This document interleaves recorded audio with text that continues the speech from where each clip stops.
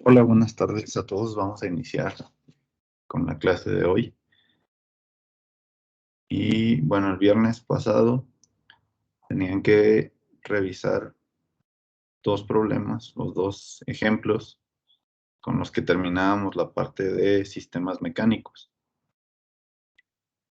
El primero era este sistema que tenía, que era el modelo de un sistema de lectura de un disco duro y donde tenían elementos flexibles, en este caso resortes, amortiguadores, que tenían que incluir en su modelado de la misma forma que vimos para el caso de la masa de resorte del sistema de amortiguamiento del auto del ejemplo 2, solo que ahora el movimiento era rotacional. Entonces, básicamente era la misma idea, recordar, considerar los signos de las fuerzas que genera el resorte que se oponen, en este caso, al movimiento en este caso, que son inercias en lugar de masas, a la inercia que estén analizando. Entonces, según su análisis, tenían que encontrar estas dos ecuaciones, considerando para cada una de esas dos inercias, I1 e I2, las fuerzas que están actuando, ¿no? En el primer caso teníamos el par que se le aplica al disco duro, al movimiento ahí, que era este que está denotado como tau, y luego la acción del resorte y el amortiguador, considerando los signos como les había dicho, ¿no? Que se opone al movimiento del ángulo 1, ese es el que va con signo positivo, y lo mismo para el amortiguador, el signo negativo debe ir con la velocidad 1, que corresponde a la inercia que estamos analizando. Y en el caso de la segunda inercia, pues nada más actuaban el resorte y el amortiguador, y de nuevo signo negativo con el ángulo 2 y signo negativo con la velocidad 2. ¿Alguien tuvo alguna duda en esta parte en cómo generar las ecuaciones diferenciales?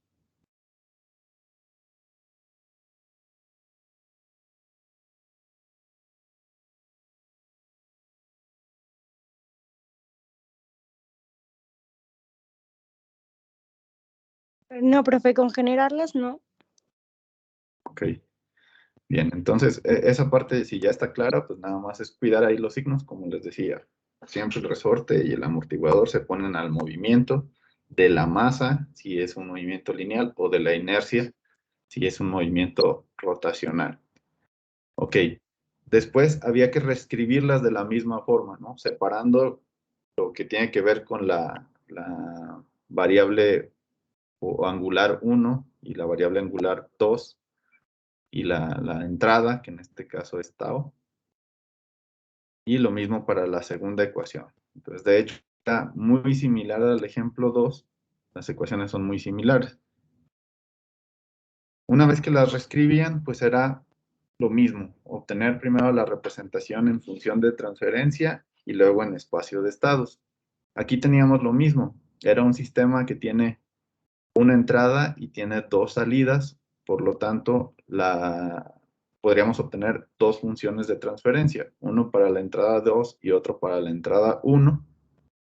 De la misma manera, despejando y sustituyendo entre estas dos ecuaciones, igual como le hicimos en el ejemplo 2. Entonces, ¿alguien tuvo dudas en la representación como función de transferencia?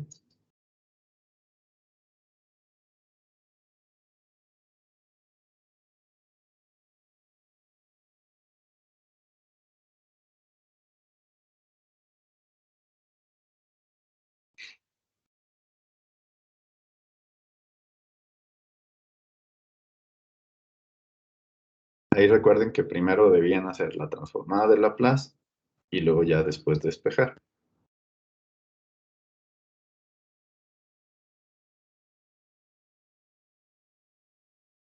Y pues ahí también tener cuidado con el álgebra, nada más a la hora de los despejes y las factorizaciones.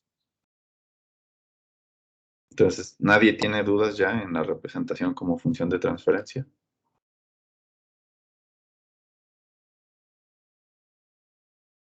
No, profe. Ok. Bien, después en el espacio de estados había que definir los estados de nuevo, considerando que no hay derivadas en la señal de entrada, entonces no podemos usar el método que viene aquí, ni ninguno otro. En el caso del libro de Ogata viene otro método, pero ninguno de esos se puede aplicar porque no tenemos derivadas de la entrada. Entonces, pues vamos a usar el mismo método que hemos venido usando de definir los estados como las integrales de la aceleración, ¿no? El primer estado es la posición angular, el segundo estado la velocidad angular, y como son dos, necesitamos 4 estados, entonces x3 es también posición angular 2 y velocidad angular 2. ¿Okay? Recuerden que una vez que definimos nuestros estados, el siguiente paso es sustituir estos estados en sus ecuaciones diferenciales originales y despejar las aceleraciones, que en este caso, debido a la designación que se hizo de las variables de estado, pues este corresponde a la derivada de x2 y este corresponde a la derivada de x4. Y estas son las variables que hay que despejar de estas ecuaciones para obtener entonces su representación en espacio de estados, que era primero esta, las 4 ecuaciones diferenciales y sus 2 ecuaciones de salida. Okay. Y una vez que tenían las ecuaciones diferenciales y las ecuaciones de salida, hacer la factorización para obtener la forma que tiene A, la forma que tiene B, la forma que tiene C y la forma que tiene D. Y finalmente llegar a esta representación en espacio de estados. ¿Alguna duda en el procedimiento de esta representación?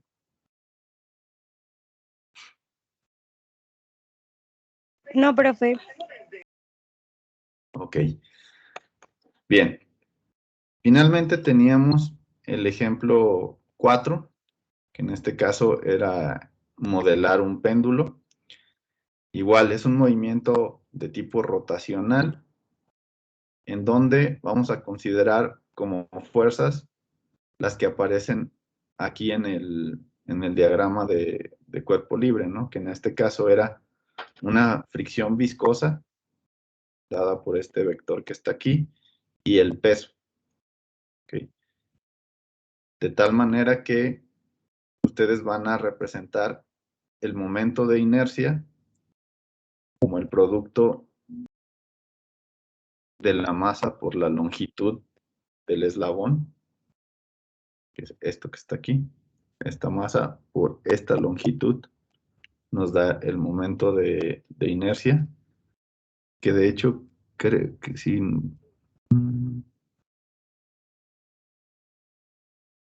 Creo que ahí hay un error, de hecho. Sí. Hay un error de dedo que igual no sé si lo detectaron, pero aquí debería ser ml al cuadrado. El momento de inercia se calcula el producto de masa por la longitud o la distancia al cuadrado. Y entonces nos quedaba una ecuación diferencial. Este es el modelo del movimiento del péndulo, considerando únicamente como fuerzas el peso o las fuerzas gravitacionales y la fricción viscosa. ¿Alguna duda en esa ecuación diferencial?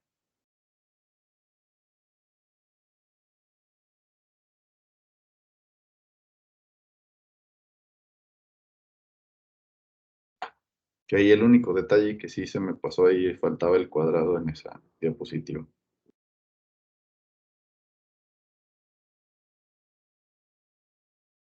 ¿Dudas hasta ahí?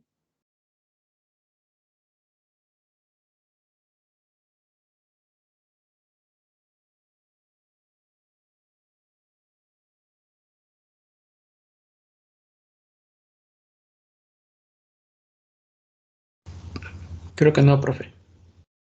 Ok. Bien. ¿Cuál es el único inconveniente de este modelo? pues que aparece aquí una función seno. Y recuerdan que al inicio, cuando empezamos a ver esta unidad de modelado, les dije que íbamos a considerar únicamente sistemas que eran lineales e invariantes en el tiempo. ¿Okay? Esta parte de linealidad se rompe aquí al tener esta función trigonométrica, la función seno. Por lo tanto, esta ecuación diferencial, como lo dice aquí, nos daría como resultado un modelo no lineal. ¿Okay? Si el sistema es no lineal, entonces yo no puedo obtener directamente de esa ecuación su representación como función de transferencia. ¿Okay? No podría utilizar esta para encontrar después su representación como función de transferencia. O en el caso de variables de estado, sí se podría obtener, pero no la voy a obtener de la misma manera donde tenemos ahí la representación que hemos usado, ¿no? Que es la de x punto igual a ax más b por u, cx más d. Esta representación también en espacio de estados únicamente es válida para sistemas lineales. Entonces, con este modelo, así como tal, no lo podría representar de ninguna de esas dos formas que hemos visto hasta ahorita. ¿Okay? Una forma de hacerlo es limitar el comportamiento de ese sistema, es decir, llevarlo a una región de operación muy pequeña, que en este caso tiene que ver con decir que θ es un ángulo muy pequeño, como dice aquí. Si nosotros suponemos que θ es un ángulo muy pequeño, entonces la función seno se puede aproximar al valor de su argumento solamente cuando ese ángulo es muy pequeño. ¿Okay? ¿Qué tan pequeño? Pues a lo mejor 5 grados, ¿no? A lo mejor 5 grados de oscilación, cuando mucho. Y eso ahí ustedes lo podrían verificar. Por lo tanto, si hacemos esa aproximación, cuando el ángulo es muy pequeño, obtendríamos ya un modelo de tipo lineal, este de aquí. ¿Okay? Pero en este caso, pues no estamos considerando ninguna señal de entrada. ¿Okay? Por lo tanto, si yo no tengo una señal de entrada en el sistema, no puedo tampoco hacer la representación como función de transferencia. ¿Okay? Y en el caso de la representación en espacio de estados, pues toda esta parte de la representación va a ser 0. ¿Okay? Tampoco como tal, si no tengo allí expresada una entrada, podría obtener su representación ni en espacio de estados ni como función de transferencia. ¿Okay? Entonces, esos son requisitos que yo necesito para poder encontrar su representación de las dos formas que hemos visto. De lo contrario, pues yo solamente la podría representar o dejar así como una ecuación diferencial, ya sea lineal o no lineal. La representación no lineal me representa al péndulo en todo su movimiento, digamos, todos los grados que pueda moverse, a las velocidades y aceleraciones que pueda moverse. Y la segunda no, la segunda está restringida a una pequeña región. Entonces, este sería únicamente un modelo que funciona de forma local. Y este es un modelo que funciona de manera global para cualquier posición angular, y el otro nada más es para una pequeña región de todo ese espacio. ¿Ok? ¿Dudas con respecto a este ejemplo? Profe, entonces en ejemplos de ese tipo que sean no lineales siempre se asume que el ángulo es pequeño, ¿o en qué casos no? Sí, para linealizarlo, esa sería la suposición que vamos a usar. Ok, gracias. Sí. ¿Alguien más? ¿Alguna otra duda?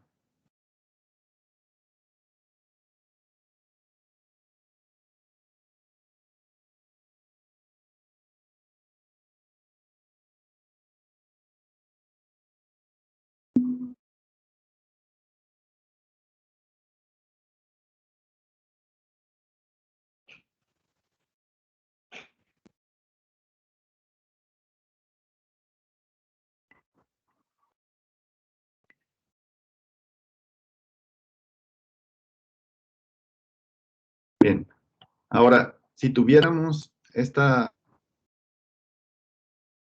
aquí, yo lo que sí podría obtener es la solución del diferencial, ¿ok? Que digamos en la primera unidad, ¿no? Tenemos que aplicar la transformada de Laplace a cada uno de los elementos que tenemos aquí. Ya después, ese polinomio que nos quede como resultante, le haríamos fracciones parciales, o lo que tener su transformada y encontrar la acción ya en el dominio del tiempo. ¿Okay? Entonces, esta sería la forma de la solución que tendrían de esa ecuación diferencial. ¿Okay? Donde, pues obviamente, si yo la quisiera obtener como función de transferencia, tendría que considerar como condiciones iniciales 0. ¿Okay? Pero si yo considero condiciones iniciales 0, el péndulo no se va a mover. ¿Okay? ¿Por qué? Porque si ustedes tienen un péndulo, pues lo único que tendrían es que si el ángulo vale 0, la masa estaría de manera vertical hacia abajo, y esa es un punto de equilibrio natural de ese sistema, es decir, de ahí no se va a mover. Para que pueda moverse, ustedes necesitan levantar el péndulo y generar un ángulo, de tal manera que al soltarlo empiece a oscilar, como lo veíamos acá en la animación, ¿no? Si ese ángulo vale 0, entonces el péndulo se queda ahí. Necesitamos un valor inicial de donde lo suelten para que se quede ahí oscilando hasta que la fricción haga que se detenga. Entonces, no podríamos considerar, en este caso, condiciones iniciales 0, porque como no hay una entrada, no se va a mover el sistema. Entonces, la condición inicial debe ser diferente de 0, y ese valor inicial, entonces, es el que va a quedar aquí multiplicando por esta función exponencial. ¿Ok? Y en este caso, el sistema que les queda es una función de un sistema de segundo orden, que vamos a ver en la siguiente unidad cómo se comporta, pero básicamente tiene 3 comportamientos, que es la respuesta sobreamortiguada, subamortiguada y críticamente amortiguada. Un sistema subamortiguado es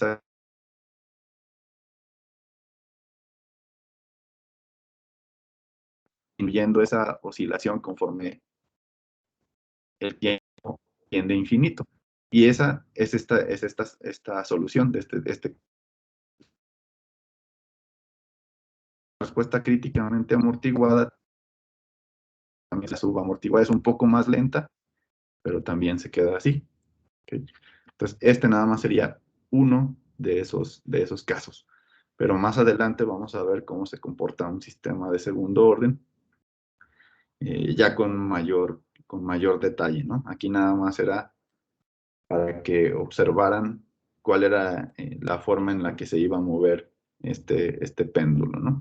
Y esta respuesta subamortiguada tiene que ver con eso que les decía, con que el péndulo empieza a oscilar y va disminuyendo su amplitud, esa oscilación, conforme la fricción va venciendo a las fuerzas de movimiento aquí del péndulo, ¿no? Y va a llegar un momento en que la fricción es tal que el péndulo se va a detener y eso significa que esta oscilación en infinito tendería a ser 0. Entonces ya visualmente va a llegar un momento en que ustedes ya no van a detectar que se esté moviendo ese péndulo. ¿Ok? Bien, entonces, ¿alguna duda sobre el tratamiento de ese sistema mecánico?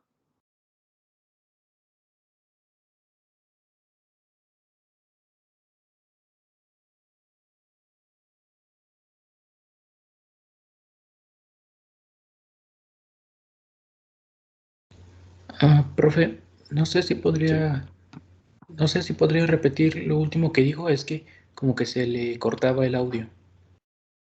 Ok, ¿a partir de qué parte? Como a partir de donde estaba trazando la forma en que actuaba el ángulo. Ok. Bien, ahí lo que les decía es que este tipo de respuesta que obtuvimos como solución de la ecuación diferencial, esta de aquí, es una respuesta de este tipo, que se le llama respuesta subamortiguada, y que no es otra cosa más que lo que vamos a ver nosotros es la oscilación del péndulo, que se va a ver como una señal senoidal, que son estas. Okay. Que si recuerdan, si yo determino cuál es la respuesta transitoria y cuál es la respuesta en estado estable o en estado permanente de esta señal o de este comportamiento, pues estas dos van a permanecer conforme t tiende a infinito y la exponencial tiende a desaparecer. Entonces, esa exponencial es la que se va, digamos, delimitando el comportamiento de la oscilación que marcan estas dos, y cuando esta va a tender a 0, entonces la amplitud de estas dos va a tender hacia 0, porque están multiplicadas por la exponencial. Por lo tanto, este sería el comportamiento que van a obtener de este sistema y que se refiere a lo que les decía de esta oscilación del péndulo. El péndulo se está moviendo, está haciendo esta trayectoria, pero esta oscilación va a empezar a disminuir, a hacerse más pequeñita, porque lo va a vencer la fricción. Aquí en esta imagen GIF es como si consideraran ustedes que no hay una fricción aquí y simplemente se queda ahí oscilando. Pero si hay fricción, esta oscilación se va a ir haciendo cada vez más pequeña hasta que ustedes vean que el péndulo no se mueve. Y eso sería lo que estamos representando aquí. ¿Ok? Y les decía que dependiendo de los valores, pudiera tener un comportamiento críticamente amortiguado o sobreamortiguado, y estos dos tipos de respuesta los vamos a ver. Bueno, de hecho, los tres tipos de respuesta los vamos a ver en la siguiente unidad, que precisamente tiene que ver con la respuesta de sistemas dinámicos. ¿Ok? Pero, pues la respuesta de un sistema dinámico tiene que ver con la solución de las ecuaciones diferenciales que obtenemos como un modelo. ¿Ok? Entonces, para esta unidad lo que nos interesa es representarlo como ecuación diferencial y esa ecuación diferencial representarla en función de transferencia o en espacio de estados. Y hasta ahí. ¿Ok? Esto nada más es para que se den cuenta cómo de la función matemática podemos obtener qué es lo que pasa físicamente.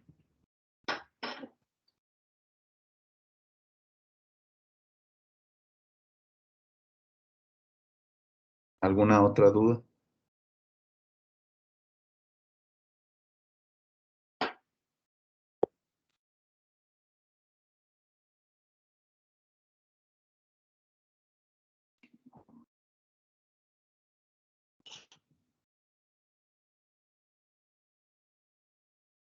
Bien, entonces, con esto terminamos el primer subtema de esta unidad, ¿no? Que eran los sistemas mecánicos, que como vieron, pues lo único que tenemos que usar son la segunda ley de Newton para representar un movimiento, ya sea de tipo lineal, como lo vimos en los primeros dos ejemplos, o de tipo rotacional, como lo vimos en estos segundos ejemplos, ¿no? Que era el ejemplo 3 y el ejemplo 4.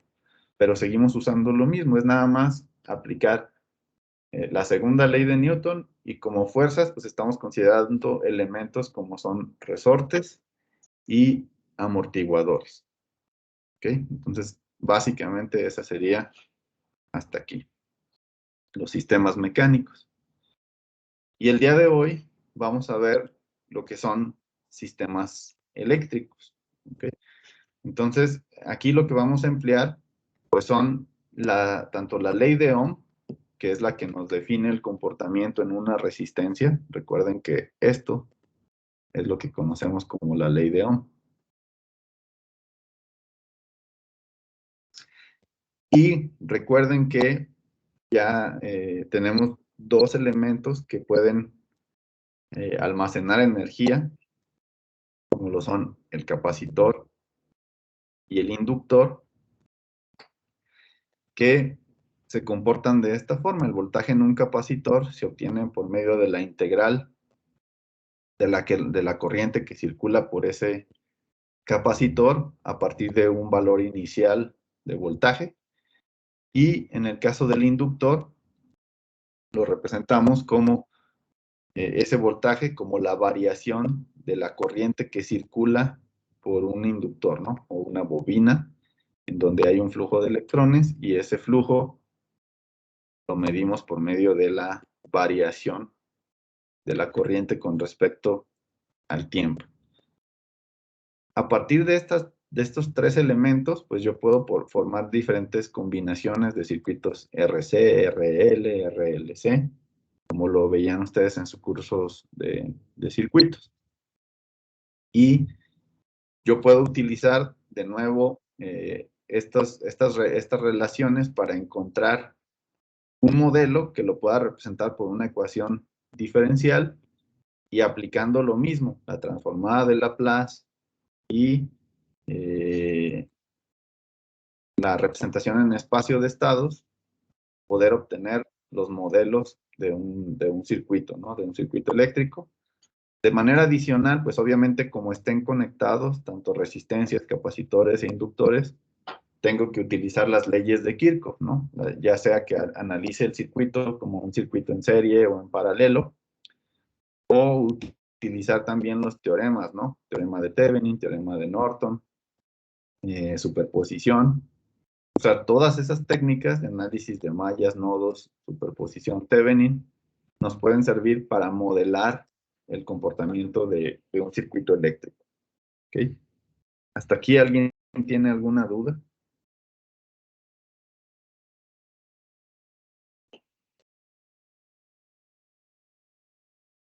Profe, Sí.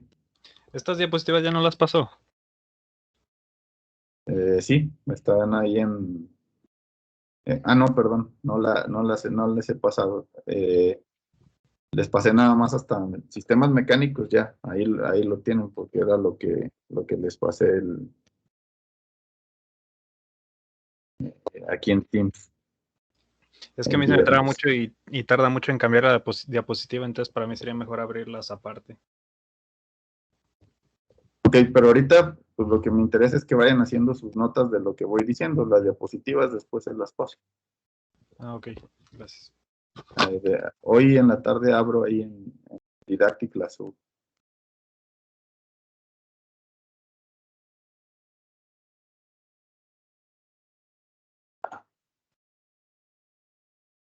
Bien, entonces, ¿alguna duda de estas representaciones?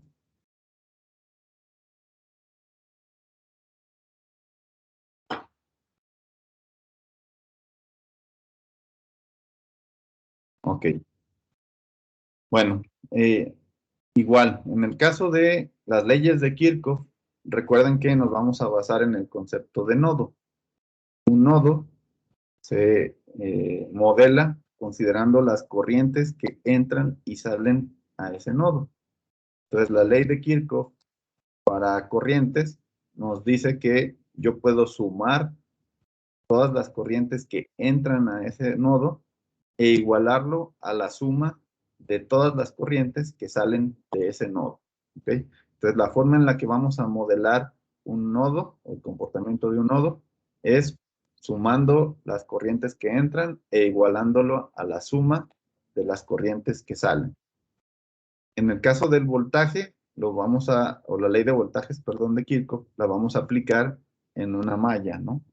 Una malla, recuerden que es un camino cerrado para un circuito que tiene diferentes elementos.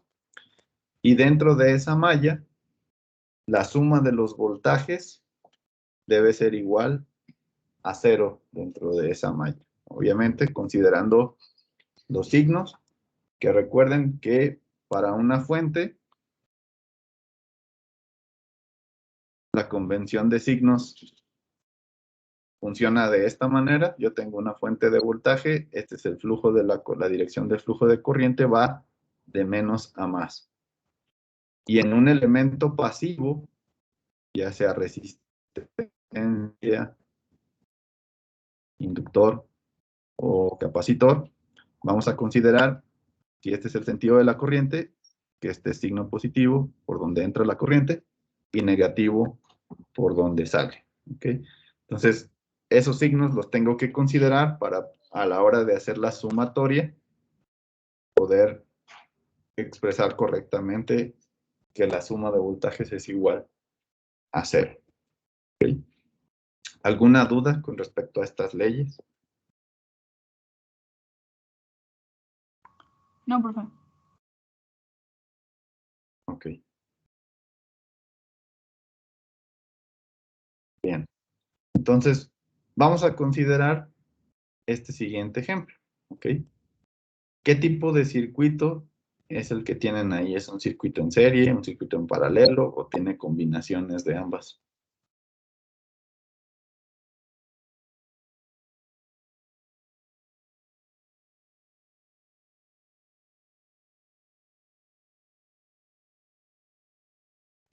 Es ¿Cómo un están conectados?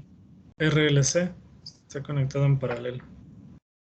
Ok, es un circuito RLC conectado en paralelo, efectivamente. Ok. Ahora, para hacer el análisis, pues recuerden que lo que deben de determinar en un circuito en paralelo es cuántos nodos tienen. Ok. Entonces, lo primero que tengo que identificar es el número de nodos que tienen. Que recuerden que un nodo no es el puntito que ustedes le ponen, sino más bien es un conductor, si lo quieren ver así, en el cual se unen todos los elementos, ¿okay?, que estén conectados a ese nodo. Por lo tanto, esto es un nodo. Todo esto es un nodo. Y de manera contraria abajo también, tengo lo mismo, este es otro nodo.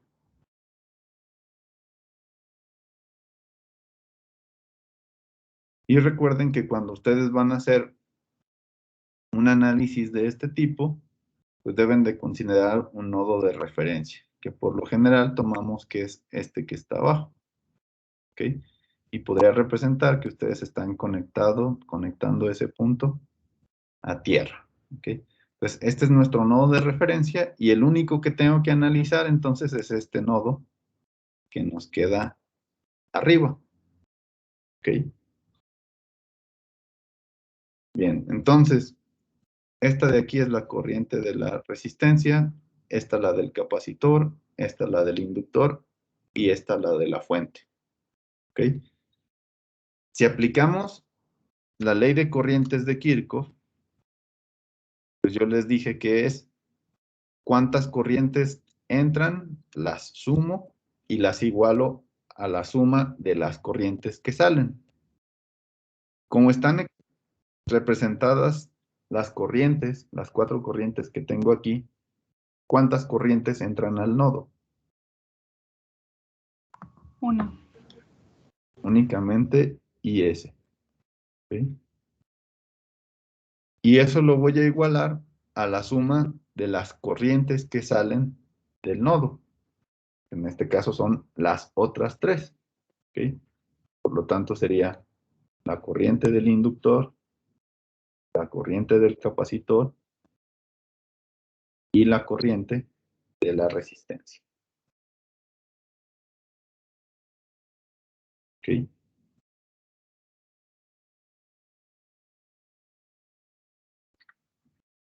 ¿Hasta aquí alguna duda? No, profe. Ok.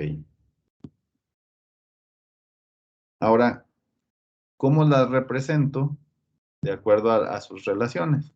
¿Cómo se representa la corriente en el inductor?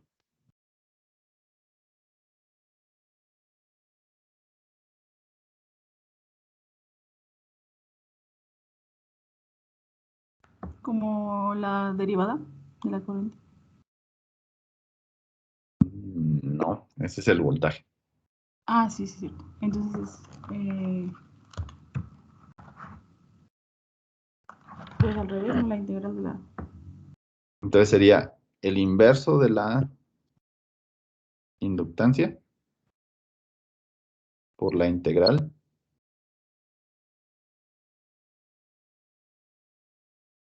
¿de quién?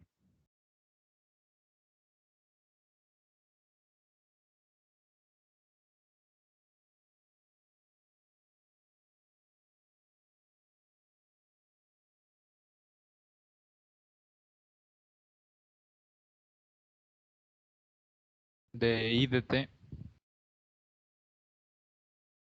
¿Tengo que integrar corriente para encontrar corriente? ¿No sería el voltaje de T? Más Del si voltaje, ¿no? En este caso, si este es el voltaje que está aplicado y están en paralelo, comparten el mismo voltaje. Por lo tanto, sería el voltaje cero. Lo voy a poner aquí. Nada más el cambio variable. Tau.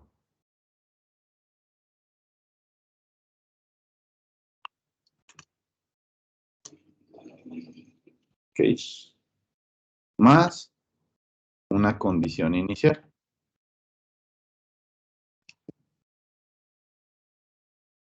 Ok. Luego la corriente en el capacitor. Esa sí es la capacitancia, la derivada del voltaje. la derivada del voltaje respecto al tiempo. Y la corriente en la resistencia con la ley de Ohm. ¿Cómo quedaría?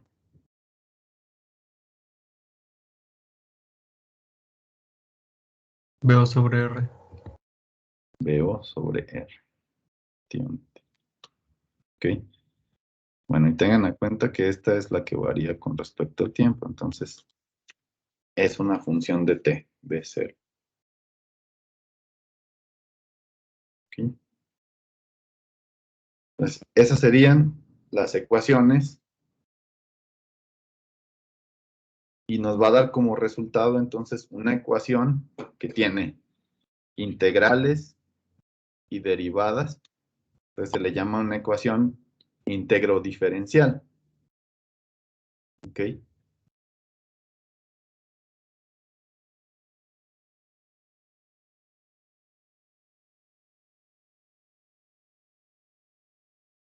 Si la ecuación es íntegro diferencial, yo puedo utilizar la representación general que habíamos visto como ecuación diferencial.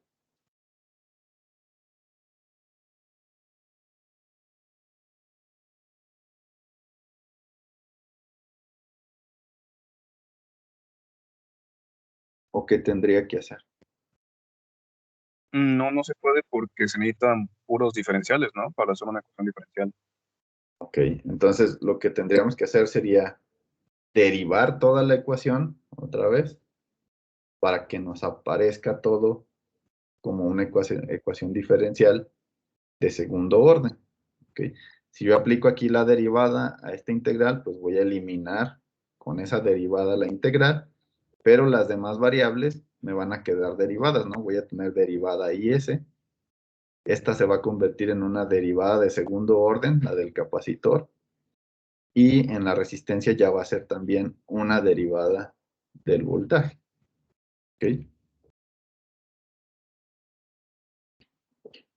Ahora, eso no es necesario porque yo sé que en el caso de hacerlo en el dominio de Laplace, una integral para ustedes lo que va a representar en el dominio de Laplace es multiplicar por S. Ah, no, perdón, dividir entre S. Estamos hablando de la integral. Pues más bien sería dividir entre S. Entonces tienen que dividir entre S equivale a integrar. Y derivar, como ya lo habíamos visto, viene de multiplicar por S. ¿Ok? Entonces, yo no necesito pasar todo a la forma general, sino que directamente de la ecuación que nos quede, yo puedo aplicar estos dos considerando condiciones iniciales 0. ¿Ok? Entonces, para integrar, divido entre S, para derivar, multiplico por S. ¿Ok? Entonces, estas son nuestras ecuaciones, ¿no? Que son las que acabamos de hacer, con la única diferencia que aquí están ya considerando que la corriente en el capacitor, que es nuestra condición inicial, es igual a 0. Aquí ya lo están aplicando. ¿Ok? Y nos queda entonces esa ecuación íntegro diferencial, que era la que acabamos de obtener aquí en la diapositiva anterior. ¿Ok? Y después, entonces, ahora sí, aplicamos la transformada de Laplace. ¿Ok? Entonces, para el primer término que tenemos, que es BO entre R, pues ese, si aplican la transformada de Laplace, simplemente lo escriben con mayúscula. Ya es una función de S dividida entre R. ¿Ok? Para el término de la integral,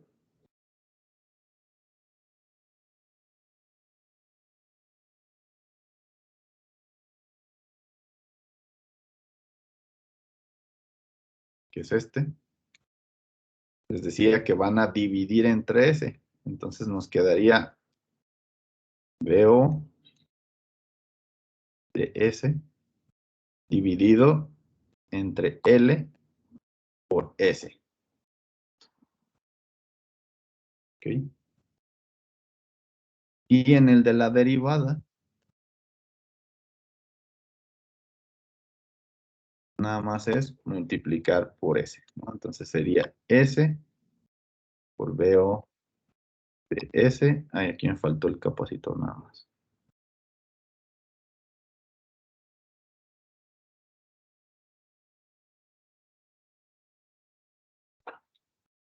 Entonces sería el capacitor y la S. Ok. Esas serían entonces las transformadas de Laplace de cada uno de estos, y obviamente de la IDS de T, pues nada más la representamos con mayúscula como IS de S. ¿Alguna duda en la transformada de Laplace?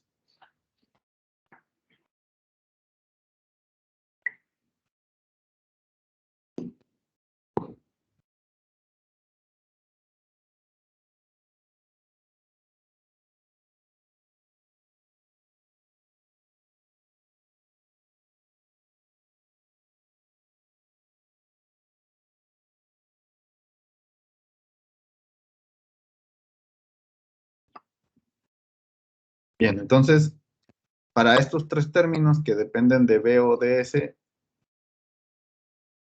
si factorizamos B o de S, entonces nos quedaría nada más este polinomio. Y entonces nuestra función de transferencia sería la salida entre la entrada. ¿Ok? Para este problema nos están poniendo como variable manipulada, que recuerden que esto es la entrada, a I de S. Y como variable controlada, que recuerden que esto es salida, a BO. Entonces, esta es nuestra entrada y esta es nuestra salida.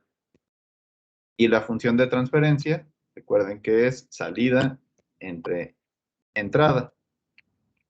Entonces, la función de transferencia nos quedaría el voltaje de salida entre la corriente de entrada y entonces nos quedaría esta función de transferencia. ¿Ok? Que digamos que el primer paso de aquí nos quedaría simplemente BODS entre IS. Nos resulta el inverso de esto.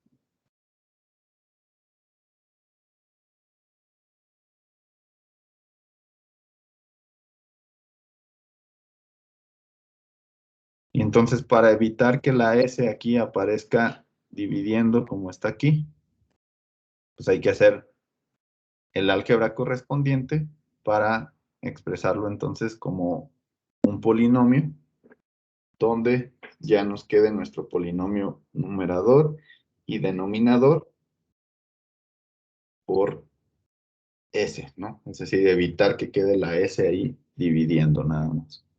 Entonces, ese sería nada más hacer el álgebra correspondiente. ¿Alguna duda entonces en la representación como función de transferencia?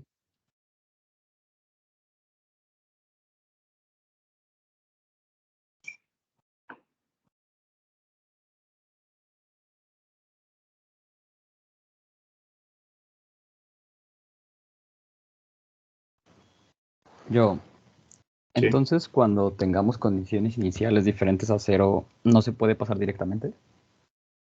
No, esa es una restricción que ya habíamos dicho. Siempre que quieran modelar como función de transferencia, vamos a considerar condiciones iniciales 0, si no, no se puede. Va, gracias. Sí. ¿Alguna otra pregunta?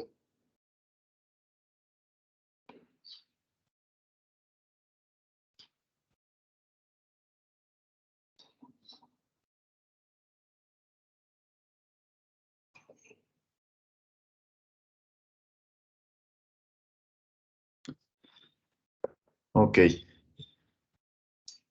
Bien, entonces ahora vamos a la representación en espacio de estados. ¿Ok? Para hacer esta representación, vamos a partir de la misma idea que hemos venido usando en los casos anteriores. ¿Ok? Entonces, vamos a observar primero la ecuación que nos queda. Voy a borrar aquí nada más esto.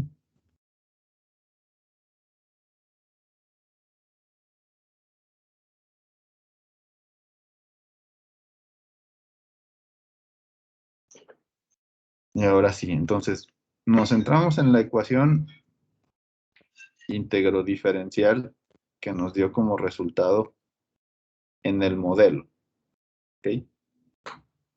¿Cuál es la derivada de orden más alto que tenemos?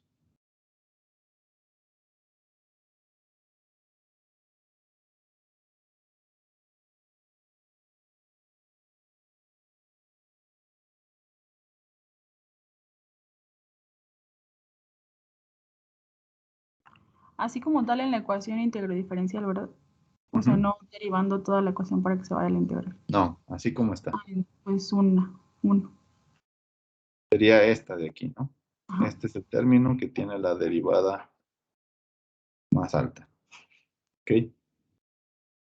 Entonces, quiere decir que yo voy a partir desde ahí. Es decir, para encontrar los estados, yo voy a partir desde aquí. ¿Ok? Entonces, si estando aquí, yo integro, pues el siguiente estado que voy a obtener es el voltaje sin derivar. ¿Ok? Entonces quiere decir que ya pasé de aquí a obtener este otro estado, que es este de aquí. ¿Ok? ¿hasta ahí terminaría o hasta qué estado debo llegar?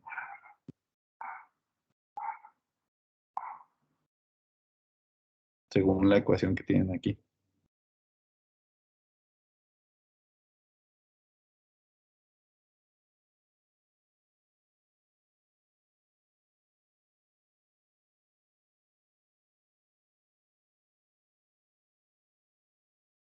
Entonces aquí tengo el estado derivado, luego acá ya lo tengo el estado.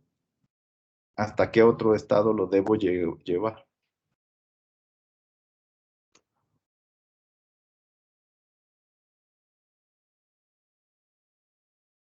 ¿El del integral? Al de la integral, exactamente. Entonces, vuelvo a integrar. Y al volver a integrar, entonces yo ya estoy llegando a ese otro estado, que es el de la integral. Ese es mi tercer estado. Perdón, mi segundo estado por el que pasé, ¿no? Entonces, partí del orden más grande de derivada, integré una vez y ya tuve este. Integré otra vez y ya encontré este. Entonces ya tengo cubierto aquí esos estados que necesito. Por lo tanto, de nuevo, yo necesito, o el orden n es de 2.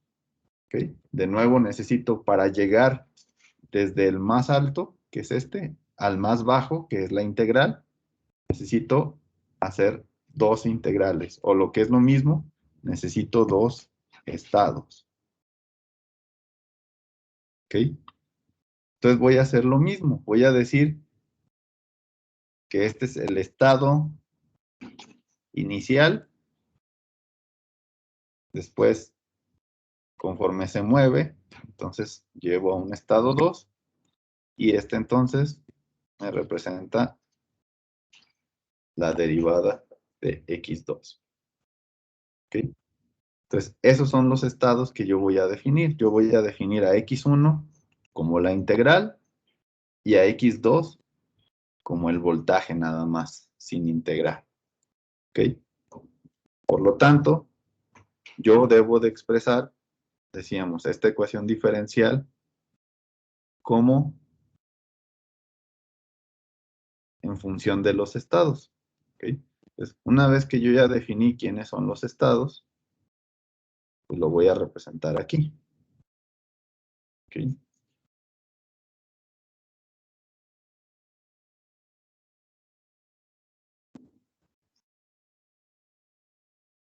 Este de aquí, ¿quién va a ser ahora?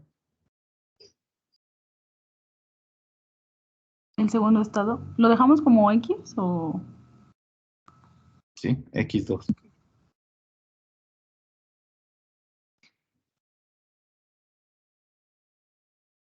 Todo este de aquí de la integral, ¿quién va a ser ahora? X1. Este va a ser x1.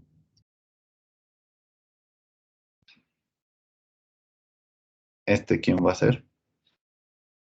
La derivada de X1. De x2. Ah, sí, sí, sí. O la segunda derivada Va de aquí. X1. Ujú. Ok. Y para nuestra representación en espacio de estados, recuerden que esta decíamos que era la entrada. Entonces, esta es nuestra entrada. Ok. Por lo tanto, pues vamos a seguir el mismo caminito para formar las ecuaciones diferenciales. x1 punto es igual al siguiente estado, que es x2, y x2 punto, pues lo tengo que despejar de aquí. ¿Ok? Entonces voy a pasar estos dos términos hacia acá negativos, restándole u menos estos dos términos y dividiendo entre c. ¿Ok? Entonces al hacer el despeje, yo encuentro estas dos ecuaciones diferenciales. Y la salida, de acuerdo a cómo se definió en el texto del problema, nos dicen que la salida debe ser el voltaje. Por lo tanto, nuestra salida va a ser x2. Y de ahí formo entonces la ecuación de salida. Okay. ¿Dudas?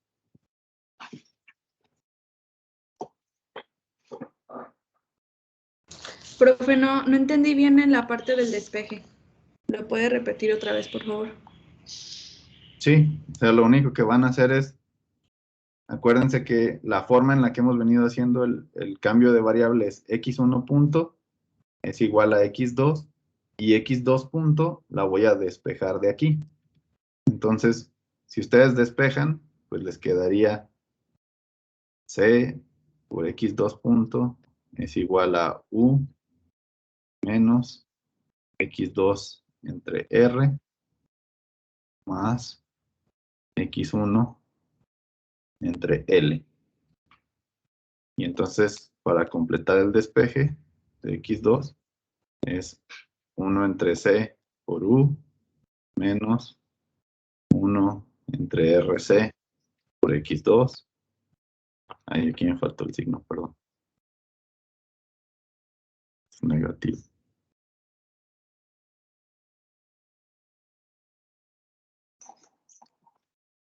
Menos 1 entre LC por x1. Ese es el despeje.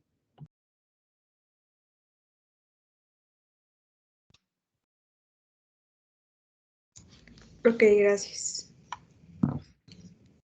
Y eso nos da entonces esta ecuación. Entonces la ecuación 1 nos da por el cambio de variable directamente y la ecuación 2, esta es la que sale del despeje. Que es exactamente lo mismo que vimos en sistemas mecánicos. Es el mismo método. No hay ningún cambio. Nada más que aquí estamos definiendo un estado como una integral. Esa es la diferencia respecto a lo que habíamos visto en sistemas mecánicos, ¿no? Que aquí nos aparecen integrales y derivadas en una misma ecuación.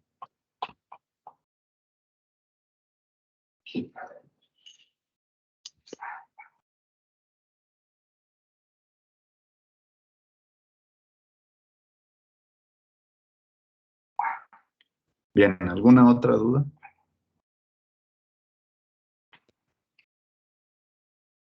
Ok, para completar nuestro modelado, recuerden que deben expresarlo como x punto igual a por x más b por u, y nuestra ecuación de salida, y es igual a c por x más d por u.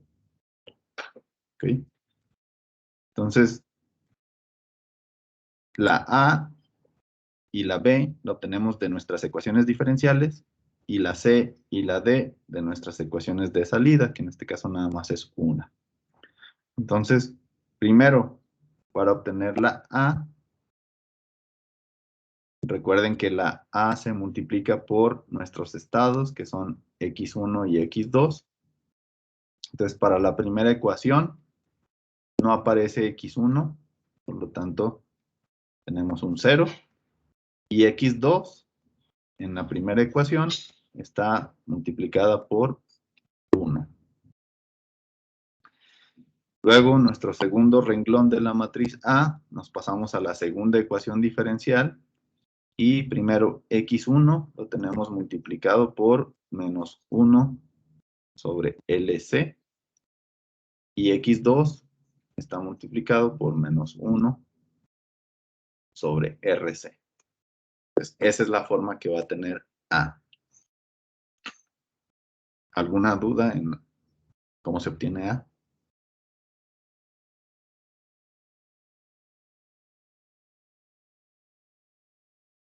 No, profe. Bien, después B. Recuerden que tiene que ver con la entrada. Entonces, en la primera ecuación no aparece la entrada, por lo tanto es un 0. Y en la segunda ecuación, aquí aparece la entrada multiplicada por 1 sobre C. Y ese sería entonces el vector B. ¿Dudas?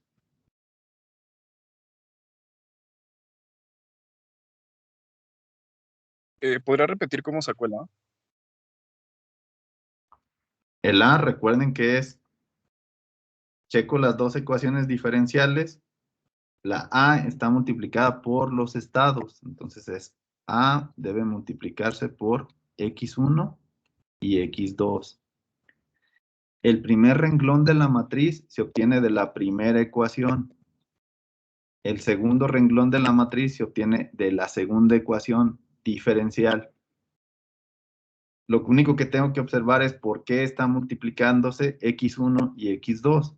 En la primera ecuación no aparece X1, entonces estaría multiplicada por 0 para que no aparezca aquí. Y X2 aparece multiplicada por 1, entonces por eso aparece aquí el 1. Y en la segunda ecuación obtengo el segundo renglón de la matriz A. X1 está multiplicada por menos 1 sobre LC y X2 está multiplicado por menos 1 sobre RC. Y de esa forma obtenemos esta A que aparece aquí. En el caso de la B son esas dos mismas ecuaciones, pero lo que multiplica a U. Aquí no aparece U, por eso tengo un 0. Aquí aparece U multiplicado por 1 sobre C. Y ya eso nos da este B, que sería entonces esta primera parte del modelado en espacio de estados. ¿Alguien más? ¿Alguna otra duda ahí?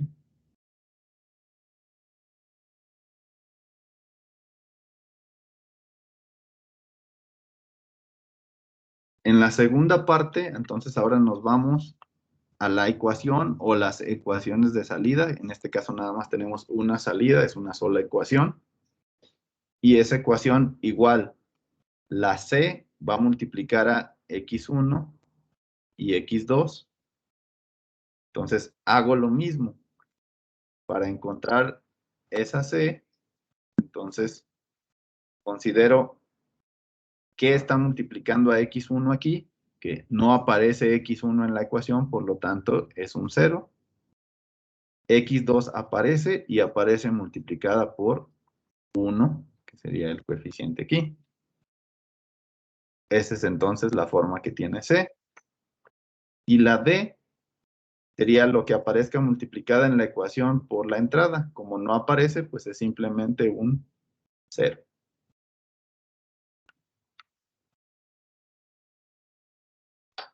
Y eso nos da entonces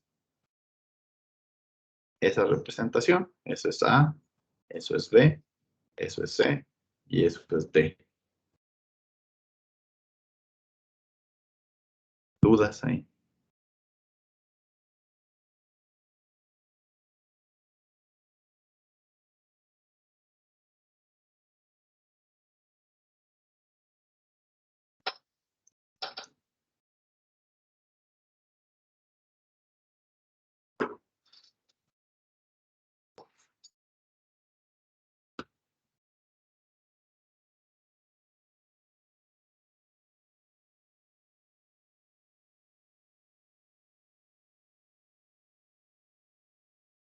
Entonces, es exactamente el mismo procedimiento. No estamos cambiando nada. Lo único que cambió aquí es que tenemos integrales, pero al tomarlo como un estado, pues el procedimiento es prácticamente idéntico al que usábamos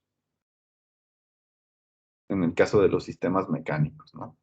Nada más en el sistema mecánico me aparece una ecuación diferencial de segundo orden y aquí me aparece una ecuación diferencial, o perdón, una ecuación íntegro diferencial porque aparecen estas integrales, pero si se fijan, el procedimiento que seguimos es exactamente el mismo. Encontrar los estados como integrales de la derivada de mayor orden y después hacer nada más la sustitución de los estados en la ecuación íntegro diferencial y hacer el despeje. Una vez que tenemos ya representadas ecuaciones diferenciales individuales y las ecuaciones de salida, pues entonces me dedico nada más a factorizar para encontrar quién es A, quién es B, quién es C, quién es D.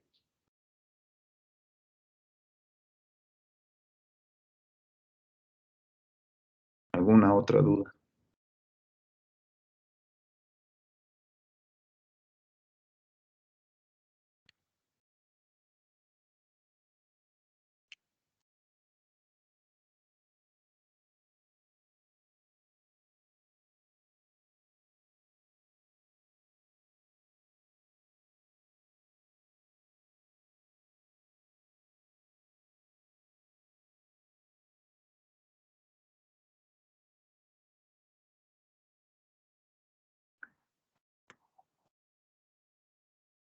Bien, estas mismas leyes de Kirchhoff, la ley de Ohm y todos estos tipos de análisis de circuitos, yo lo puedo usar también en sistemas electrónicos. Pero en el caso de sistemas electrónicos, pues lo más común es que vamos a encontrar como elemento principal amplificadores operacionales. Entonces, si recuerdan de su curso de electrónica analógica del semestre pasado, pues un amplificador operacional yo lo puedo modelar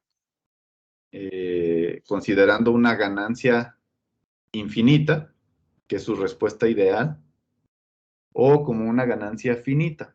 En este caso, por facilidad para encontrar un modelo más simple y rápido de calcular, vamos a considerar las propiedades ideales, es decir, cuando tienen ustedes una ganancia de voltaje de lazo abierto infinita. ¿Okay? Entonces, esa ganancia de lazo abierto infinita es una de las características ideales o de las propiedades ideales del amplificador operacional. Las otras dos que consideramos como propiedades ideales, la primera es que la resistencia de entrada o impedancia de entrada de su amplificador operacional es infinito, ¿okay? Y eso ocasiona que por las terminales de entrada la corriente que ingrese sea igual a 0.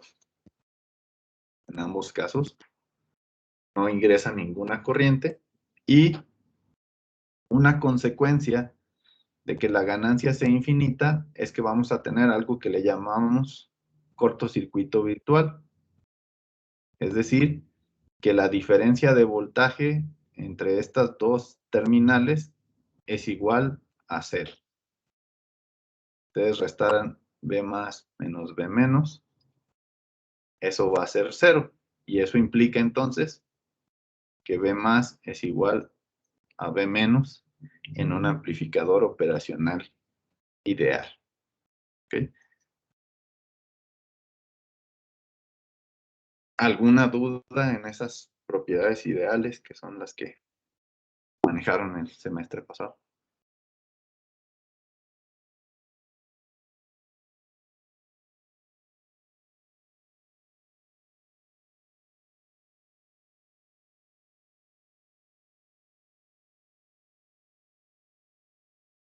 El resto de los elementos que ustedes conecten en un operacional, pues los van a modelar de la misma forma, usando ley de Ohm, usando las relaciones si son capacitores o inductores, y haciendo el análisis por nodos o por mallas, según corresponda, utilizando las leyes de Kirchhoff. Okay.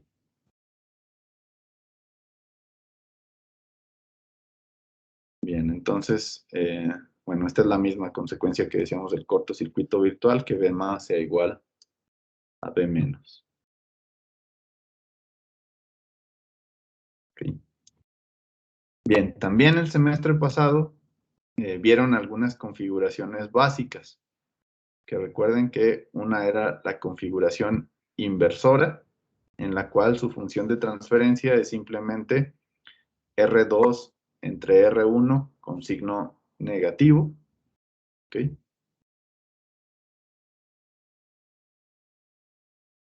O de manera general, si no fueran resistencias y fueran impedancias, se mantiene esto, es la impedancia de retroalimentación, que es la impedancia 2, entre la impedancia 1 con signo negativo. ¿Okay? Esa sería la configuración inversora. ¿Alguien tiene duda en la configuración inversora?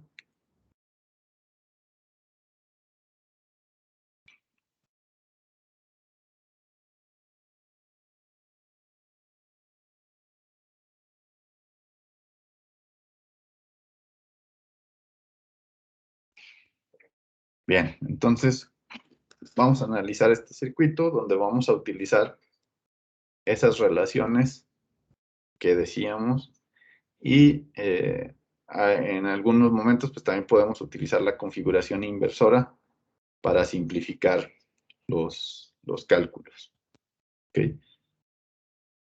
Entonces, cuando ustedes tenían un circuito de tipo diferencial, como el que tenemos aquí, que tiene dos señales, una señal B1 de entrada y una señal B2 de entrada, ¿qué tipo de análisis o de técnica se debe utilizar, que sería la más simple para hacer el análisis de este circuito?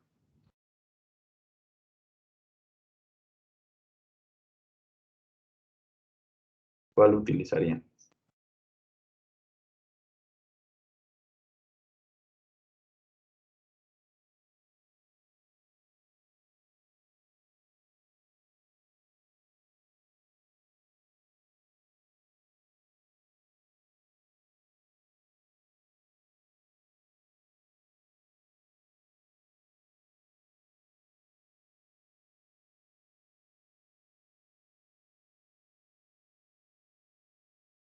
¿O no saben cómo analizar esos circuitos? Por el principio de superposición. Exactamente, superposición es la que nos va a permitir hacer que este análisis sea mucho más simple. ¿Ok? Entonces vamos a utilizar superposición. Entonces vamos a considerar primero que únicamente tienen conectado B1. ¿Qué es lo que hago entonces con B2? Mandarlo a tierra. Mandarlo a tierra. ¿Ok? Entonces voy a conectar aquí esta tierra, que esto equivale a que B2 sea igual a 0. ¿Ok? Y voy a encontrar entonces el voltaje de salida únicamente en función de B1, considerando todas las propiedades ideales que decíamos, ¿no? Entonces, primera propiedad ideal tiene que ver con lo de ganancia infinita, y eso nos ocasiona estos cortocircuitos virtuales que estoy indicando en la figura. ¿Ok? Y la otra que recuerden es que pues aquí no va a entrar nada, ¿no? Es una corriente cero, es una corriente cero, acá también es una corriente cero, y aquí también es una corriente cero. Eso es lo que nos ocasiona que el amplificador sea ideal. ¿Ok? Entonces, siguiendo este recorrido del voltaje y de las corrientes, si yo quiero conocer qué voltaje hay en estos dos nodos que estamos colocando aquí, ¿qué voltaje aparecería en cada uno?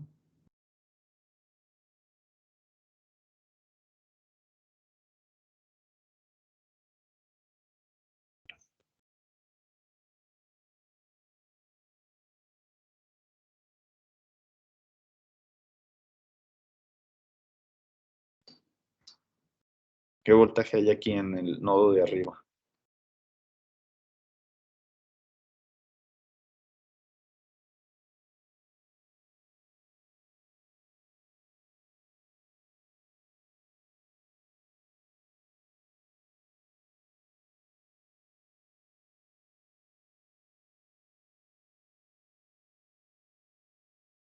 B1.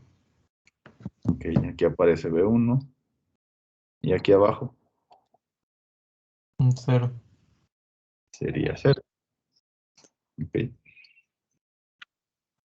¿Todos hasta ahí están de acuerdo? ¿Alguien tiene dudas?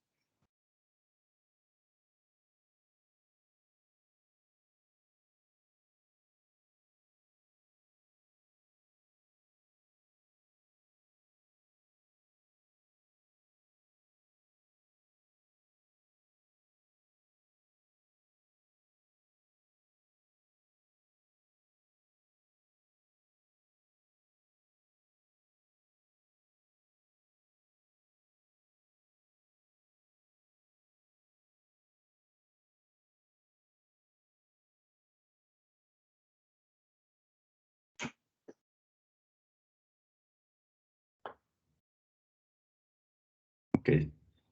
Bien, entonces, eso es lo que pasa con los voltajes. ¿Ok? Ahora, ¿qué sucede con las corrientes en ese nodo? ¿Ok? Entonces, vamos a seguir el mismo sentido que como están entrando a las terminales que tienen ahí, ¿ok? Y voy a determinar los otros sentidos de manera arbitraria, ¿no?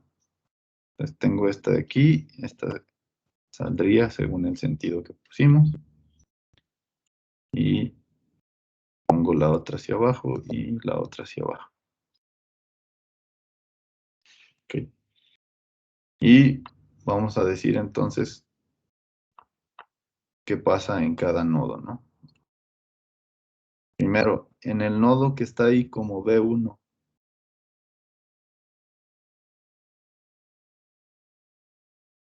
Okay. Vamos a decir que esta es la corriente IR1. Bueno, no, mejor le voy a poner para que no haya confusión.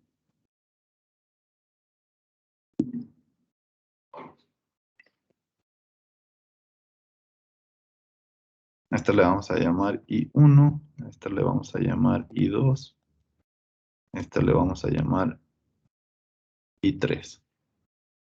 Y esta que está saliendo aquí, estas dos que salen, ¿qué valor tendrían? ¿O quién serían?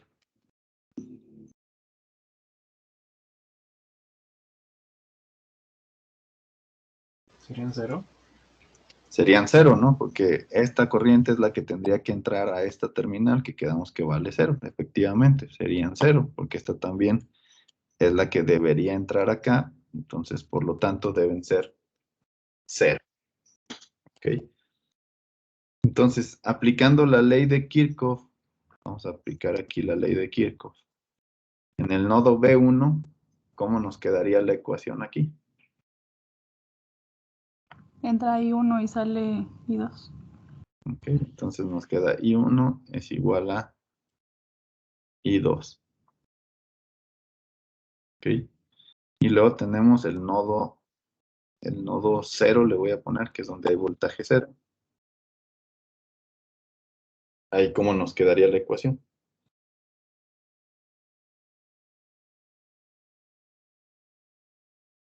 Entra I2 y sale I3. Exacto. Entonces tenemos I2 es igual a I3. Y por lo tanto, si combináramos estas dos, pues también obtendríamos que I1 es igual a I3. ¿Están de acuerdo?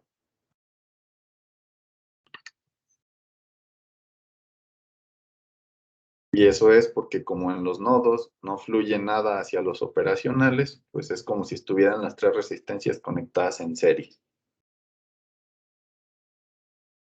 ¿Ok? ¿Hasta ahí alguien tiene alguna duda?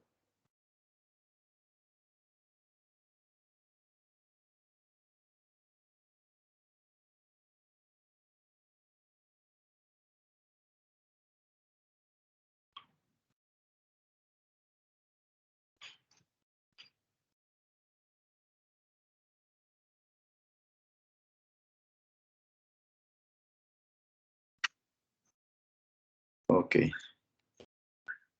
Bueno, entonces continuamos a los siguientes nodos. Tengo un nodo acá y tengo un nodo hasta acá abajo. Ok. Entonces a este le vamos a llamar, que sería el voltaje de salida del primer amplificador. Y este sería el voltaje de salida del segundo amplificador. ¿Ok?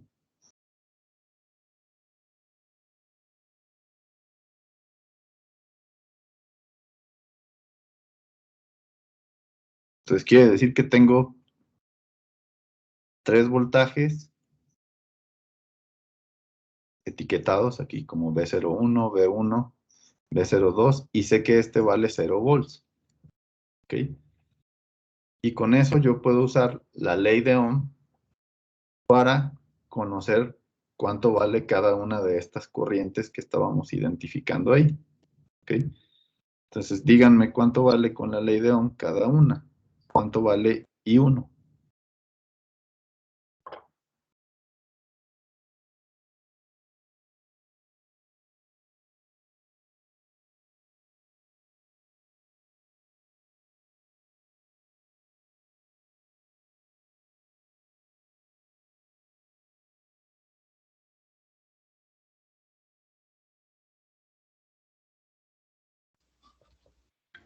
B1 menos B01 sobre R1.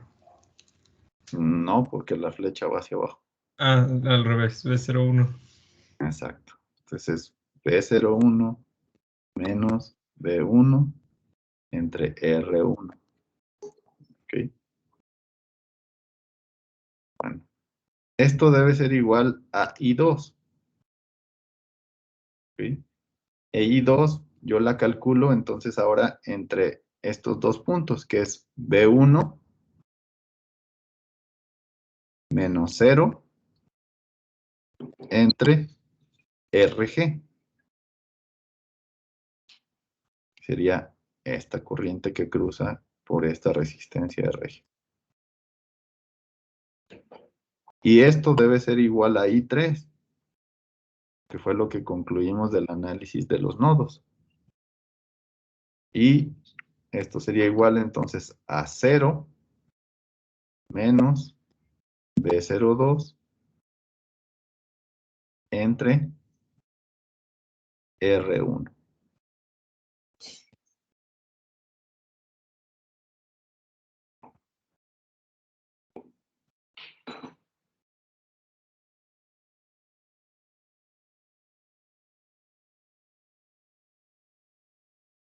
¿Ok?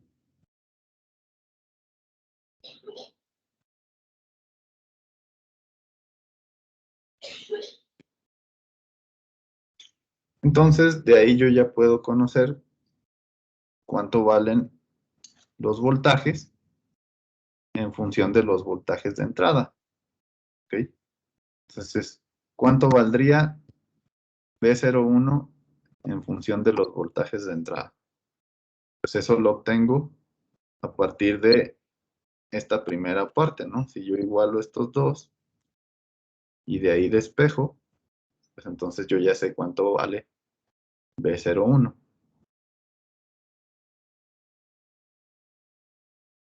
¿Cuánto les quedaría?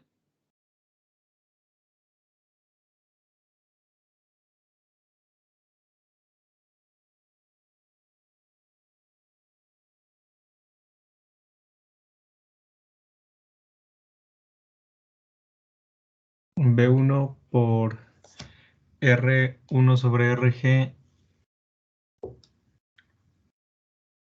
más 1.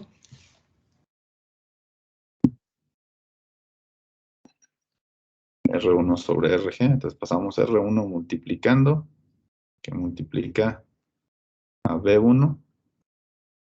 Entonces podría ser más bien R1 más RG más 1 por B1, ¿no? Así quedaría. Sí, así. Ok. Y entonces B02 lo obtengo del otro lado. Ok. Igualando estos dos. De ahí puedo despejar B02. Ok.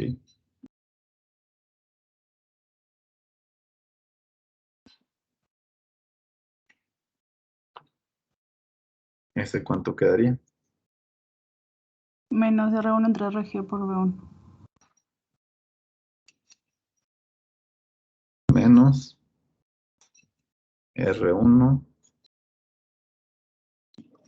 entre RG por B1.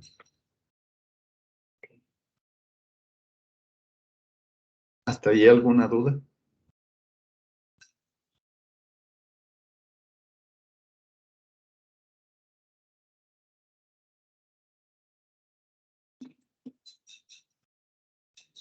Bien, entonces, hasta este punto, pues ya llegamos aquí y ahora debemos de finalizar en el último amplificador. De nuevo, considerando que aquí este es igual a 0 y que esto de aquí, existe aquí un cortocircuito virtual. ¿Ok? Por lo tanto, este de aquí sería el voltaje de entrada del último amplificador. Entonces, le voy a llamar a este B3 menos. y este de acá va a ser B3 más, que son las entradas al último amplificador. Ok. Ahora, siguiendo lo mismo de las corrientes, pues sabemos que aquí no va a haber ningún flujo de corriente y tampoco acá, porque sería lo que debe entrar a las terminales. ¿Ok? Por lo tanto, pues si se fijan, aquí lo que tenemos es un divisor de voltaje para calcular B3 más. Y es decir, B3 más, yo lo calculo como el divisor de voltaje, teniendo como entrada a B02. Por lo tanto, B3 más sería R3 entre la suma de las resistencias, que son R2 más R3, multiplicado por B02. ¿Ok? Si sustituimos B02, entonces quiere decir que esto sería igual a menos R1 entre RG por R3, R2 más R3 por B1. ¿Ok?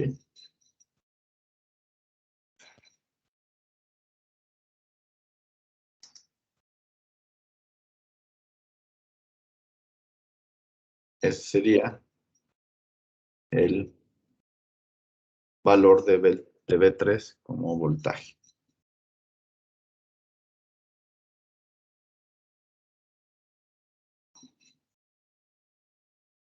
¿Hasta ahí alguna duda?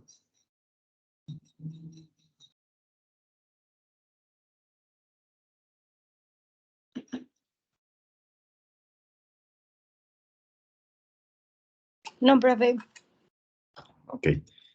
Bueno, por el cortocircuito virtual que tenemos aquí, pues yo sé entonces que esto también va a ser igual a B3 menos. Ok.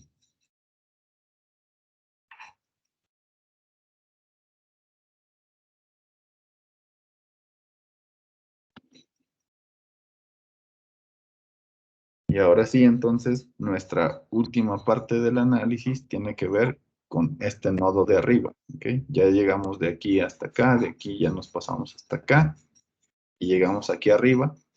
Y entonces la parte final del análisis tiene que ver con este nodo. ¿Ok? Yo voy a tener una corriente que entra aquí, que le vamos a poner I4, y una corriente que sale acá, que le vamos a poner I5. De nuevo, como en este nodo hacia acá sale 0, entonces quiere decir que en ese nodo I4 es igual a I5. ¿Ok? Si eso lo ponemos en términos de los voltajes usando la ley de Ohm, pues eso significa que B01 menos B3 menos entre R2 debe ser igual a B3 menos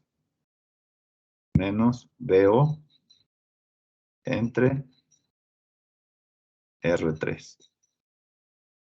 ¿Ok? Y ahí ya tengo entonces todo en función de voltajes. Y entonces la última parte va a consistir en sustituir lo que vale B01, que es este de acá, y lo que vale B3 menos, que es este de acá, y hacer todo el despeje para encontrar el valor de B0. ¿Ok? Bien, entonces ese sería el voltaje de salida. Ya igual por cuestión de tiempo para no cansarlos más, vamos a dejar pendiente la conclusión de este ejercicio. ¿Ok? Les voy a pedir que lo intenten en la sesión asíncrona del viernes. ¿Ok? Que nada más es demostrar que llegan a esta ecuación final de aquí. ¿Ok? Pues hasta aquí hicimos la primera parte. Ya, bueno, nos faltó el álgebra nada más para terminarlo, pero La segunda parte sería hacer lo contrario, que B1 sea igual a 0 y B2 permanezca e ir haciendo el mismo análisis que hicimos aquí. Y una vez que tengan su resultado, hay que sumar los dos resultados para obtener esta función de transferencia al final. ¿Okay? Igual, si tienen dudas, pues lo veríamos después. Y les digo que hasta el viernes porque acuérdense que este miércoles tendríamos el primer examen parcial. ¿Okay? Ese primer examen va a tener una parte teórica, que es lo que les decía de aplicar todos los conceptos que vimos en la parte de introducción de la primera unidad, de pues, lo que es la variable controlada, variable manipulada, control en lazo cerrado, etcétera, ¿no? Todos esos conceptos van a venir ahí preguntas. Son 5 preguntas teóricas. Cada una va a tener un valor de 0.5. Entonces, de ahí van a obtener 2.5 de su examen y van a hacer 3 problemas. Esos últimos 3 problemas también tendrían un valor de 2.5 cada uno. Entonces, entre teoría, 2.5 y los 3 problemas de 2.5 obtendrían el 10, ¿no? De su examen. Los problemas pues van a ser de transformada de Laplace directa usando integrales, transformada inversa usando fracciones parciales y tablas para hacer la transformada inversa y aplicar las propiedades que habíamos visto de la transformada de Laplace, ¿no? Como esto de linealidad, lo de convolución quizás, lo de teorema de valor inicial y teorema de valor final. Entonces, todas estas propiedades también va a venir problemas respecto a eso. ¿Okay? Trataré de, en el transcurso de mañana, dejarles ahí los comentarios sobre la tarea que entregaron, pero igual, si tienen alguna duda, me pueden contactar en todo el transcurso del día de mañana por las dudas que tengan finales y nos veríamos entonces el miércoles a la 1 para el examen. Otra cosa importante es que tengan en cuenta el tiempo. El examen para el procedimiento tiene una duración de 1 hora y media, 90 minutos, y pues les voy a dar también el tiempo para que digitalicen su solución y la suban aquí a Teams, ¿no? En archivo PDF. Entonces, vayan midiendo bien sus tiempos para que les alcance perfectamente. Los problemas no son muy laboriosos, son problemas sencillos y no les debe de costar más allá de esa 1 hora y media para contestar todo el examen sin problemas y digitalizarlo y subir, ¿no? Pero de todas maneras, pues tendrían entre 1 y 3 para hacer todo, ¿no? Contestar su examen y subir su procedimiento. No sé si alguien tenga alguna duda.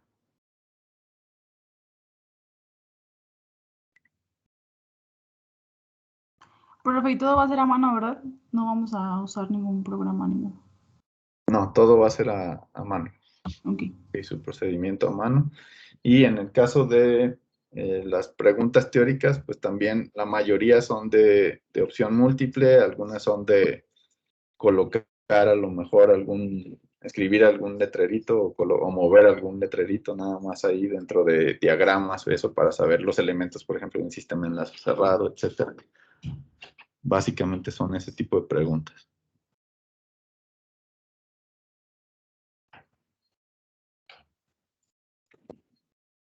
¿Alguna otra duda?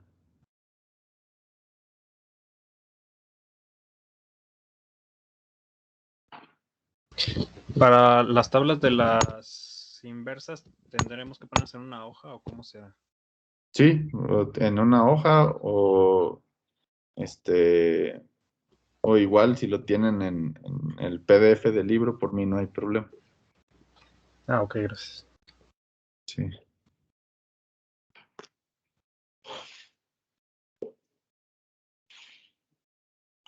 ¿Alguien más? ¿Alguna otra duda?